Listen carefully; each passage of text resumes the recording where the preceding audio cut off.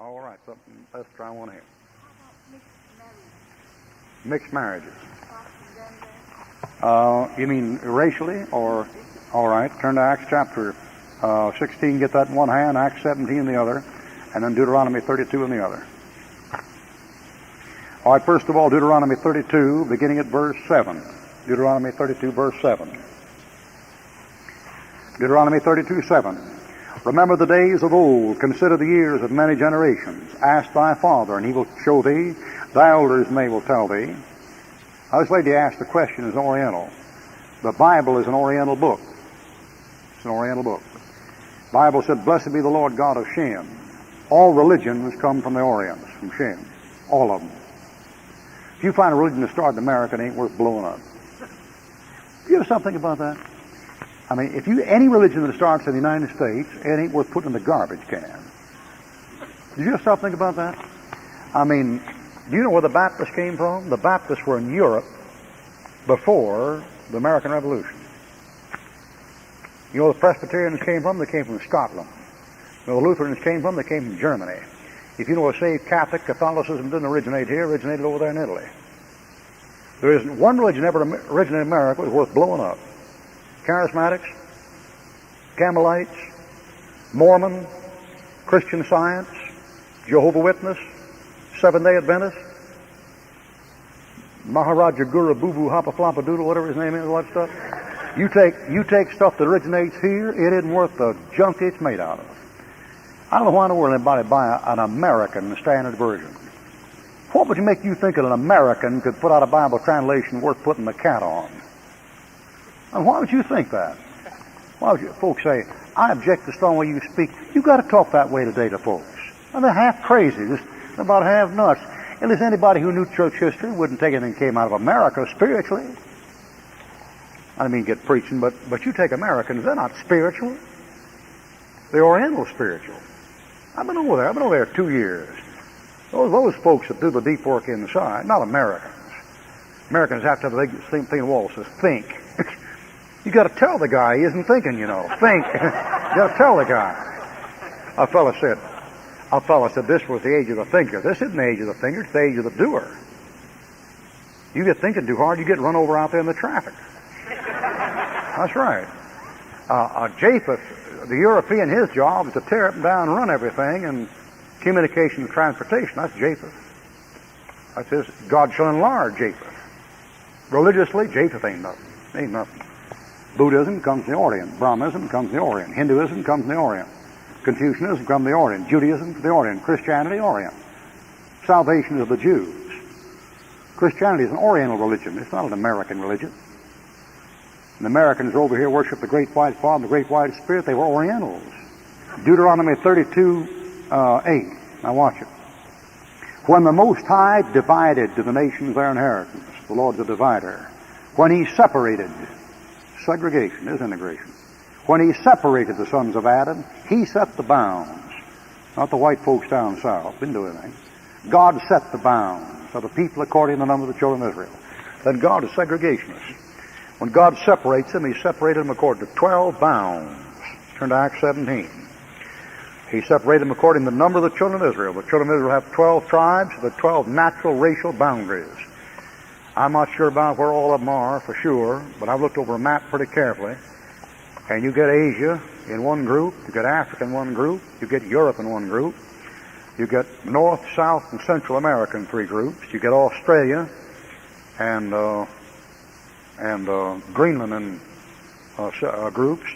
You get the West Indies, the East Indies, the Arctic, and the Antarctic, making 12 groups. They come up pretty well. They're pretty well defined, too, in the lines. All right, now Acts chapter 17, verse 26. And if made of one blood, all nations of men, for to dwell on all the face of the earth. All right, there's one way Orientals and Occidentals and Africans are all the same, the blood. Mongoloid, Caucasian, Negroid, there's no difference in the blood. You get the blood type to match. You have trouble in the blood bank, you can get blood from an Oriental, it won't change your complexion. And a white man give his blood to a colored man, it won't turn his skin white. Some folks worry about some of you folks probably got African blood in you right now. Went on the blood bank, you don't know whose blood it was. I mean, the racial characteristics you don't get from the blood, you get them from the genes and chromosomes. not from the blood. So they're made of one blood. So the New American Standard Version took out the word blood, and so the old one. The Communist Bible, just like the RSV, just have fundamentalists recommend them. All right, then 26, he says, made of one blood, all men that dwell upon the face of the earth. Watch it. And hath determined the times before appointed and the bounds of their habitation. So God is a segregationist and tends to segregate people so they can find Him. And when people get mixed up and get all bundled together, the first thing they do is kick God out. Genesis chapter 11. The Bible says, woe to them that lay house to house and field to field. There may be no place for them may be set alone in the midst of the earth. You know what's the most dangerous thing about Los Angeles? I mean, from a biblical standpoint, and besides sin, the houses are too close together. Woe be to them that lay house to house, Isaiah 5, and join field to field. You know what's wrong with America? It's gotten citified. You know the first builder of a city was? It was Cain. He was a murderer. He was a murderer. You ever get that place where folks get in that close, you can't have any truth because you'll offend somebody. Now, I've probably said some things this week already that offended some of you. And the reason why I have, there's so many of you. Now, see, if I'm just talking to 10 people, I might not offend them. If I'm talking to 100, I'll offend one of them. If I'm talking to 300, I'll offend 10 of them. If I'm talking to 1,000 of them, I'll offend 50 of them. If I got on television. Can you imagine me on television? Can you imagine me preaching God's woman on CBS, NBC, and ABC? Why, man, I'd give them a heart attack, man. I'd have 150,000 people mad enough to kill me. And the reason why is the more communications you have, the less truth you have. The more people you reach, the less truth you can get in. Because you'll offend more people. Now, in this thing in the Old Testament, God told that Jew, you're not to marry anybody but your own race, and outlandish people called Solomon to sin. Abraham has a colored wife, Hagar, an Egyptian, and her boy is fighting his boy right now over there in Palestine. That sin lasted 2,500 years. When Esau wanted to get back his mom and daddy, he married a colored woman and got back at him. When Lot got him a colored wife down in Egypt, he wound up drunk in a cave with 2 half-breed daughters. And that interracial thing is found throughout the Bible, clean slap on through. You don't ever get rid of it. Now the question comes up about intermarriage in the New Testament. On Acts 16, verse 1. Acts 16:1. Intermarriages between Ham and Japheth are a disaster. Intermarriages between Shem and Ham don't work out too bad. Your Polynesian people, your Melanesian people, some of your Hawaiian people and Filipino people and Malays and Moros and Samoans are a combination of Shem, that's the Oriental, and Ham, the African. That combination doesn't work out too bad. You get a thin lip, that's Shem. You get the eyelid drawn tight here. People think Orientals have slant eyes. They don't. Their eyes just straight as yours are. But the Oriental usually has the skin in the fold of the eye, right here right at the corner is drawn tight down. Makes the eye look like the slant. So you have a thin lip, like that Oriental, and then you have wavy black hair, like an Oriental, but then black face, like an African. Moros are that way. One of the fights I ever got in, there was a 6-foot DI in the Moro army. He liked to kill me, man. And those guys, sometimes they're thick-lipped, and sometimes thin-lipped, sometimes broad nostrils, Ham, narrow nostrils, Shem, but wavy, straight black hair. It isn't kinky. It's wavy, like Shem. Now, Shem usually cuts his hair short, but it's straight hair. Ham's hair is not straight. Ask any barber what the 3 basic types of hair are. There's a difference in people. There are 3 basic types. Now, you take Ham and Japheth, Ham and Shem, that doesn't turn out too bad. Shem and Japheth together, that's European with Asiatic, that not only turns out good, but most of your beauty queens are Shemitic and Japhetic put together. You wonder why they get so many beauty queens out of Dallas and Memphis and around through there. It's because they have the height of the European and the complexion of the European, but their cheekbone and jawbone and nose are Indian. They're Indian and American, what those women are. You tell Shem by high cheekbone. Cheekbone comes out here. You know, I got some Shemitic blood in me from that cheekbone right in there. You know, I got some Shemitic blood in me by the fact my nostrils turn up. Ham's nostrils spread across his face. Japheth's nostrils turn down. The hole's under the nostril. Now, Shem, you'll always see the hole when you look at the nose. They have 3 different odors. You won't beat that book. I don't care, man. If the Congress is don't make any difference. You won't beat the book. And you take when Japheth marries Shem, you get a combination where you get light skin to dark skin. Shemitic people are not yellow; they're brown people. Light brown, yellow brown, red brown, dark brown. And you get a tan complexion, which most white women want. And so those combinations there aren't too unfortunate. But boy, when Ham marries Japheth, boy, I mean, you get white skin, you know, and red hair, and thick lips, and nostrils spread. Or you get black skin and red hair and blue eyes. You get the wildest combinations. Or you get a combination where the guy comes to church and you got 2 white kids and 1 colored kid and 2 in between. You don't know where you belong, you know. So those combinations there are usually pretty disastrous. Now, the New Testament has no law against racial marriage, but it has some principles. For example, all things are lawful for me, but all things are not expedient. All things are lawful for me, I'll not be born in the power of any. Abstain from all appearance of evil. Let not your good be evil spoken of, see?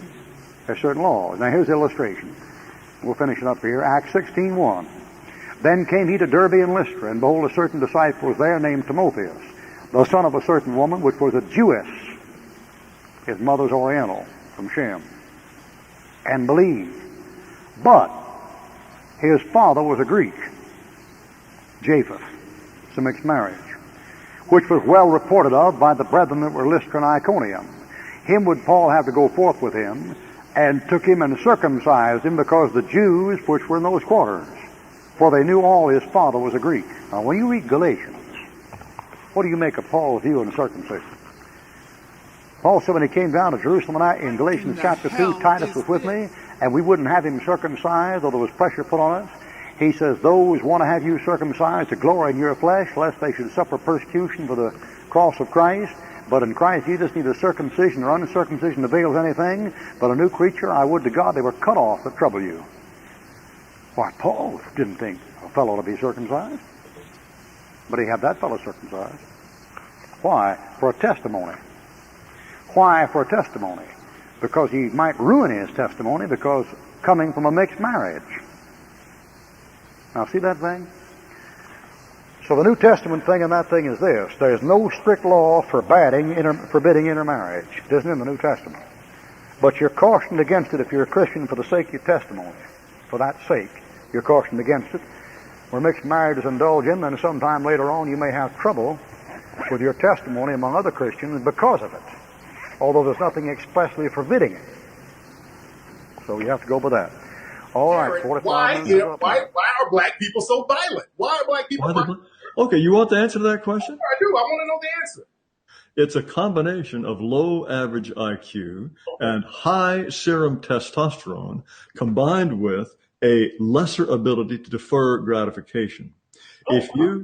Because the combination of low IQ and high testosterone, no matter what the race of the person, makes a man more likely to commit crimes, primarily of violence, but other crimes as well. Furthermore, an inability to defer gratification. And you can prove this if you take a group of white children, a group of black children, and you say to them, you have a choice of either 1 marshmallow now or 3 marshmallows a half an hour from now. Asian children are more likely to say, well, I'll wait and I'll get the 3 marshmallows. Then the Asian are the most likely, then comes whites, then comes blacks. Black children want that 1 marshmallow now, even if it means they don't get 3 marshmallows in a half an hour. That kind of mentality of being unwilling to sacrifice now for the future lends itself to a kind of smash and grab mentality that makes people more likely to commit crime. Black people have a flaw, a major flaw. That's why they've never done anything. Why they've never done it. Listen, black people sold their children to slave ships going back 300-400 years ago. They have a flaw. No other people have ever sold their own children. to become slaves. Black people have a flaw. You know, I said the other day I was teaching that before Barack Hussein Obama, black people used to worship Jesus. They used to actually go to church. But after Obama, you can go in a black Baptist church, black Methodist, black Pentecostal church, black whatever kind of church. You go in there now, and you can turn a tractor trailer around there because ain't nobody in there. Because when Obama came, black people said, our Savior has arrived. And because they have a flaw, because black people have an actual mental curse flaw, they left off praising Jesus and looking to Jesus and started looking to Obama. Yeah. They have a flaw. They want to be white. Black people want to be white. So when I tell them that you're a Hamite, that doesn't excite them. Now here's one other thing, and I promise I'm definitely gonna let you go. There's a group running around of black people calling themselves Israelites. It is the saddest theological thesis I've ever heard in my life. And what they are effectively saying, the Israelites, what they're effectively saying is that we're Jews, we're not black, because they don't want to be black either. That whole Israelite religion is based on the fact that black people have a flaw. They don't want to be black. They don't want to be Hamites. So this group is claiming that they're the Jews. It is about the saddest theological premise or thesis I've ever heard. But it comes from the fact that black people don't want to be black. They'll be anything, Jews, white, but nobody wants to be black. Nobody, no black person wants to be black. So they buy these expensive houses in these white neighborhoods. But the Israelites, that is really a very disappointing. Why can't you just be a Hamite? Why can't you just be black? Why you got to be Jews? And you're not. You know you're not. You know you're not. Otherwise, Jesus would have been born through your uncle or your aunt or your sister. Jesus wasn't born through your sister, Israelite brothers. You know that.